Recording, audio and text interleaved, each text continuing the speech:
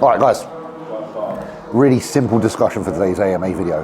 Now, in bodybuilding, something that happens a lot is a lot of people get very, very complex when it comes to different compounds and different esters.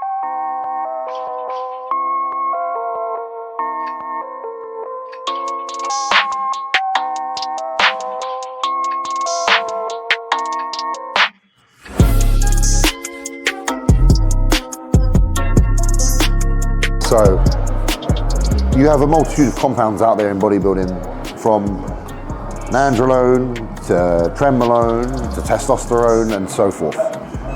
Now, what you will notice in a lot of these different compounds is they have different names. So, for example, testosterone.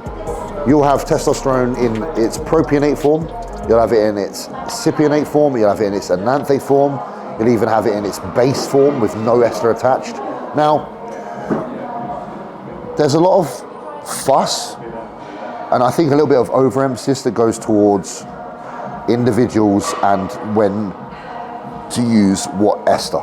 Now, back in the day, when I first started bodybuilding, it was a given that if you're getting ready for a competition, that you only use a fast-acting ester on a compound such as testosterone. So a simple kind of approach to a bodybuilding show when I was a teenager or early 20s would have been the last 5 weeks of a show, you switch over to testosterone propionate.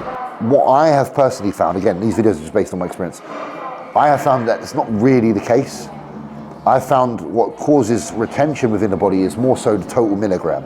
So a super high amount of testosterone, whether it be from propionate or from enanthate, will lead to more bloat, essentially, more fluid retention.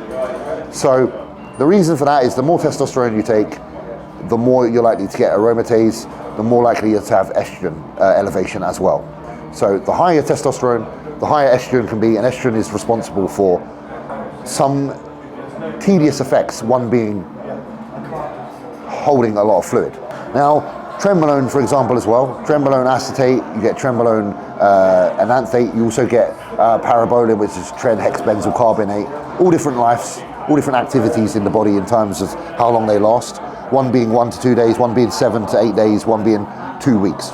So then you just have to weigh up what you're trying to get out of this. Are you trying to have more steady blood work, or are you trying to cause less harm to your body physically? There's no wrong or right answer. Again, I'm not saying listen, do exactly what I say. Me personally, another benefit to a longer ester is